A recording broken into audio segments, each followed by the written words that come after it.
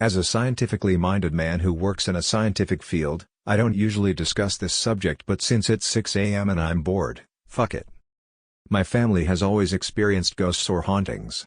I'm sure there's a scientific explanation for it, but that's how it's currently described, so that's what I have to call it. We have experienced the phenomena in a number of different houses across numerous states, together and separately, across generational lines. My personal belief is that it's something genetic. Houses aren't haunted, the entire world is haunted. Some people simply have a genetic predisposition to noticing or experiencing this to varying degrees. That's why not everyone does, and those who do tend to be in family groups with others who do.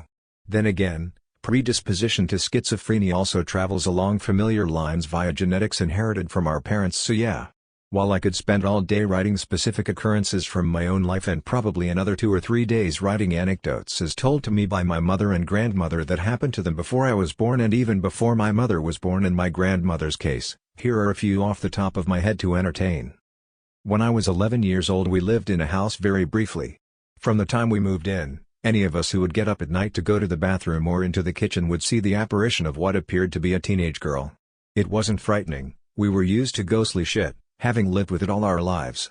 We, however, didn't live in that house very long. My mother became extremely aggravated that she couldn't keep her bedroom door closed at night. She has to sleep with her door shut, and during the night her door would open. She took butter knives and wedged them between the door and the door jamb, didn't matter. She'd wake up with the knives laying in the floor and her door standing wide open. She bought a deadbolt and put on the inside, didn't matter. She'd wake up and the door would be wide open. She just gave up and we found another house to rent about 2 miles away. The house we rented about 2 miles away, no apparitions. Not on a regular occasion anyway. Nothing went out of the way to bother or annoy any of us. The biggest annoyance to my mother was all of her statuettes that lined the shelving units on the staircase constantly being turned the opposite direction. My mother and soon-to-be stepfather were dating at the time. He had to go away for a week on business for work and took her with him. This was during the school year, so she hired one of her friends to come stay the week with my brother and I. The very first night she was gone and there was a lady in the house that neither my brother nor I were too fond of, kind of mean, was in the house. Was the first night we ever had a problem. All 3 of us were in the living room watching television when the cable box started changing the channel away from what the sitter had the TV set to. She turned the channel back. This happened several times. Thinking something wrong with the box, she unplugged it from the wall. It turned back on and changed channels again. She unplugged the television. With both the cable box and television unplugged from the wall, the TV turned back on and the cable box started changing channels. My brother and I were laughing as she was scared shitless. She made us leave and go stay the rest of the week at her house. The TV was still on when we left. She brought us back the next day to pack clothes and toiletries. I believe that whatever was there simply didn't like the bitch and was trying to scare her. As an adult, I know that the old CRT televisions can hold a charge in the capacitor even after it's unplugged, but I don't think it can hold a charge long enough to keep it running 10 minutes after it's been unplugged. I have no idea about old cable boxes. Whatever the case, never had another problem other than that night with her. We lived in that house until my mom and stepdad got married and we bought a new house in another town. There was always a lot of activity you could hear and see, but nothing to bother us. Nothing was actively trying to scare us or bother us in any way. Everything was incidental, as though you had a roommate and just so happened to pass them on their way to the kitchen or heard them going to the basement to watch a movie or something. I was 15, it was about 5 p.m. and I was the only one home.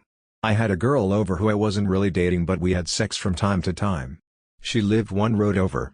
We were going at it in my bedroom and the TV started turning off and on, then the lights started turning off and on. We'd stop and the TV/lights would stop. We'd start going at it again and the TV and lights would both start turning off and on rapidly. I'm a trooper, so I pushed through, but I found it funny. It's like when the teacher leaves the room and reaches her hand in and flips the lights off and on to tell the kids to stop that while she's talking to someone in the hall. It happened 1 or 2 more times in that bedroom whenever I was having sex with a girl while I was home alone. About 7 or 8 months after the first time, my parents heard me having sex in my bedroom with a girl that I was dating at the time because my bedposts were banging on the hardwood floor. We all decided it would be best if I moved my bedroom down to the finished basement, which was just one big room that had a projector/screen set up in it for watching movies. The thinking was that nobody would have to hear me down there because it was a concrete floor with padding/carpeting. Still, the lights flipping on and off during sex happened a few more times after that. Didn't matter who the girl was. This is the most negative experience I've ever had. Shortly after college, I got married. We immediately moved into a shitty basement apartment because that's all that was available close to my work within our budget being poor just out of college. This place was like some straight poltergeist shit.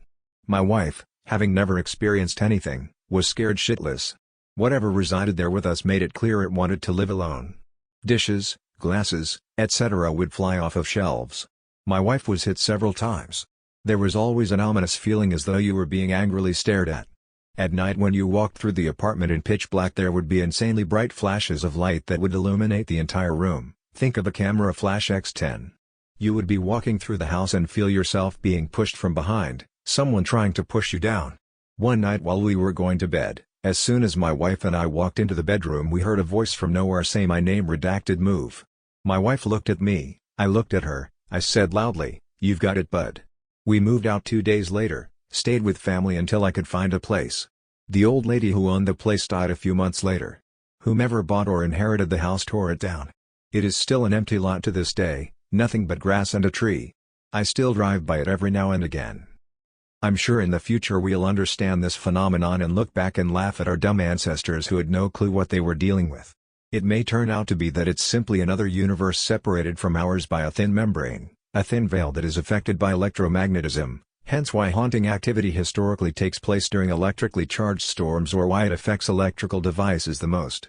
It may turn out that once we understand consciousness we find that our consciousness resides in another dimension of this universe that we can't perceive, tethered to our body that dies in the 4 dimensions that we can perceive, leaving an untethered consciousness upon death. Whatever the case, life has taught me that houses are not haunted. People are not haunted.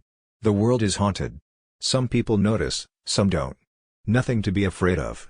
Some ghosts may go out of their way to scare you away if they don't want you around, but their very presence shouldn't bother you. Just think of them as a roommate. If you see or hear them while they're going about their business, not trying to bother you, just say hi and continue your day.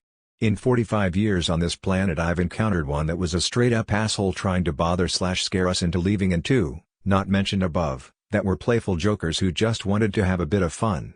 All the others were cool and just wanted to do their own thing.